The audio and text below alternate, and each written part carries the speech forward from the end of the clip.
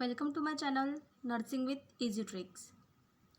In the previous video, we talk about the hereditary mole, its definition, incidence, etiology, and sign and symptoms. Today we are going to discuss about the management of hereditary mole. तो management पढ़ने से पहले हम ये देखेंगे कि university में management heredity मोल के मैनेजमेंट के बारे में कैसे क्वेश्चन पूछे जा सकते हैं। जैसे कि Mrs XYZ is admitted in the ward with the hydatid mole, how you will manage the case. ऐसे अप्लाइड करके एक क्वेश्चन वहाँ पे पूछा जा सकता है। Then explain about the medical and surgical management of hydatid मोल।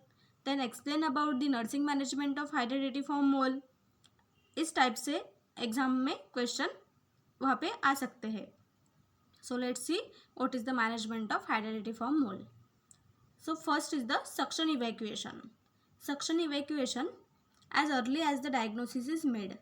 जैसे हम डायग्नोसिस करेंगे, जैसे हमें पता चलेगा कि मदर को मोलार प्रेगनेंसी है, सिस्ट फॉर्मेशन हुआ है, वहाँ पे हेरेडिटी मोल है, तो उस कंडीशन में हमें जैसे डायग्नोसिस वहाँ पे कंफर्म हुआ है वैसे ही वहाँ पे हमें सक्शन इवैक्यूएशन करके, सक्शन करके जो भी कंटेंट है वूम में वो सब हमें वहाँ पे इवैक्यूएशन करके बाहर निकालना है।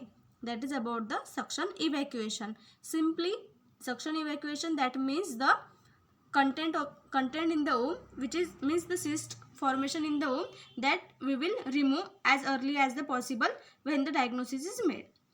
This is about the suction evacuation. Then next is the supportive therapy. Supportive therapy में हम सबसे पहले IV infusion देंगे मदर को, that is a ringal solution we have to start it. Then blood transfusion is given if the patient is anemic. अगर वहाँ पे जो मदर है वो एनेमिक है तो वहाँ पे हमें मदर को ब्लड ट्रांसफ्यूजन देना है, चालू रखना है। Then parenteral antibiotic is given if there is associated infection. अगर वहाँ पे उस मोल के वजह से, जैसे कि हमें पता है कि मोलार प्रेगनेंसी में क्या होता है, जो मोल है, जो सिस्ट है, वो थोड़े थोड़े करके बाहर निकलते हैं, कंटिन्यूसली वो बाहर निकलते हैं, उसकी वजह से वहाँ पे वजाइनल ब्लीडिंग होती है। तो वजाइनल ब्लीडिंग के वजह से वहाँ पे इन्फेक्शन के चांसेस रहते हैं और कुछ मदर्स में अनहाइजीनिक कंडीशन वहाँ पे रहती है, जैसे कि मदर उसको प्रॉपरली वॉश नहीं करती, एंटीसेप्टिक सॉल्यूशन वो यूज़ नहीं करती, तो उसके वजह से वहाँ पे चांसेस रहते कि इन्फेक्शन स्प्रेड हो जाता। तो उस इन्फेक्शन की वजह से वो इन्फेक्शन कंट्रोल रखने के लिए वहाँ पे हमें उस मदर को एंटीबायोटिक स्टार्ट रखने हैं। Then blood is kept reserve during the evacuation as there is a risk of haemorrhage. जब हम इवैक्यूएशन की प्रोसीजर करते हैं तब वहाँ पे हमें ब्लड की ज़रूरत पड़ सकती है, क्योंकि इवैक्यूएशन के टाइम पे, उस प्रोसीजर के टाइम पे वहाँ पे चांसेस रहते कि हेमोरेज हो सकता है, हेमोरेज के चांसेस रहते हैं और हेमोरेज में फिर वो जो मदर है वो शॉक में जा सकती है हेमोरेज की वजह से। तो हमें जो ब्लड है वो रिजर्व ही रखना पड़ता है, क्योंकि उसकी ज़रूरत हमें कभी भी पड़ सकती है। So this is about the supportive therapy. Simple इसमें हमने क्या क्या किया है, IV इन्फ्यूजन दिया है, ब्लड ट्रांसफ्यूजन किया है, एंटीबायोटिक्स दिए। Next is the hysterectomy. Hysterectomy क्या है, इसमें हम जो पेशेंट है उसका यूट्रस जो है वो रिमूव करते हैं, लेकिन इसके लिए भी कुछ इंडिकेशंस है, जैसे कि हम ये जो भी मदर हमारे पास आए हैं उन सब मदर्स में हम ये हिस्टेरेक्टोमी नहीं कर सकते, उसके लिए भी स्पेसिफिक इंडिकेशन है, जैसे कि patient with age over 35 years. अगर पेशेंट की एज जो है वो अबो 35 ईयर्स है, patient completed her family irrespective of age, जैसे कि अभी 35 तक हमारे पास वीमेन आई है विद द हेरेडिटी मोल, तो अगर उसकी फैमिली जो है वो कंप्लीट है, जैसे कि उसको एक बच्चा है, 2 बच्चे हैं, that means the family is completed, तो इसी कंडीशन में हम वहाँ पे हिस्टेरेक्टोमी कर सकते हैं। Okay, then next is the uncontrolled haemorrhage और perforation during the surgical evacuation. जब हम सर्जिकल इवैक्यूएशन करते हैं तो उस टाइम पे वहाँ पे अगर अनकंट्रोलेबल हेमोरेज है, हेमोरेज जो है वो अभी रुक ही नहीं रहा है, कंटिन्यूसली चालू है, वहाँ पे परफोरेशन भी हो चुका है इवैक्यूएशन के टाइम पे, तो वहाँ पे भी हम हिस्टेरेक्टोमी करते हैं, वो सब मेंटेन रखने के लिए, कंट्रोल करने के लिए, ब्लड को रोकने के लिए, हेमोरेज को रोकने के लिए। So this is about the hysterectomy. Next is the hysterotomy. Hysterotomy क्या है, यहाँ पे हम यूट्रस पे इंसिजन करते हैं, इंसिजन देते हैं और जो भी सिस्ट है, जो भी वहाँ पे वेसिकल्स फॉर्म हुए हैं उसको रिमूव करते हैं।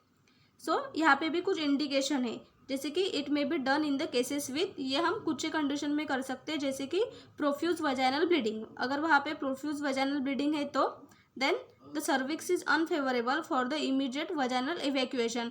अगर ऐसी कंडीशन है जहाँ पे हम इमीडिएटली वजाइनल इवैक्यूएशन करके जो कंटेंट है वो नहीं निकाल सकते क्योंकि सर्विक्स वहाँ पे अनफेवरेबल है उस प्रोसीजर के लिए, तो उस कंडीशन में हम हिस्टेरेटोमी करेंगे। Then third one is the accidental perforation of the uterus during the surgical evacuation। अगर सर्जिकल इवैक्यूएशन करते टाइम वहाँ पे कुछ एक्सीडेंटल परफोरेशन चालू हो गया है यूट्रस में, तो उस कंडीशन में भी हम हिस्टेरेटोमी करेंगे। So this is about the indication of the hysterotomy. Then next is the follow up, जैसे कि उस मदर को हमें बताना है कि रूटीन फॉलोअप के लिए आए at least for the 1 year, it is mandatory for come at least 1 year for the follow up. So this is about the follow up. तो ऐसे करके हम मैनेजमेंट लिख सकते हैं। अगर इसमें हमको ऐसा क्वेश्चन आया कि right about the medical and surgical management, तो हमें पहले हेडिंग लिखना है मेडिकल मैनेजमेंट, और मेडिकल मैनेजमेंट में हमें लिखना है कि सपोर्टिव थेरेपी। जैसे कि मेडिकल मैनेजमेंट में हम लिख सकते हैं IV infusion, blood transfusion, antibiotics, blood reserve रखना, ये सब मैनेजमेंट, हाँ ये सब हम मेडिकल मैनेजमेंट में लिख सकते हैं। Then in the surgical management वहाँ पे हमें लिखना है सक्शन इवैक्यूएशन क्या है, कब करते हैं, हिस्टेरेक्टोमी क्या है, उसकी इंडिकेशंस क्या है, देन हिस्टेरेटोमी क्या है, वो हमें कब करना है। सो ये सब हमें सर्जिकल मैनेजमेंट में लिखना है। So this is about the management of hydraditiform mole. I hope you all are understand about the hydraditiform mole. Thank you.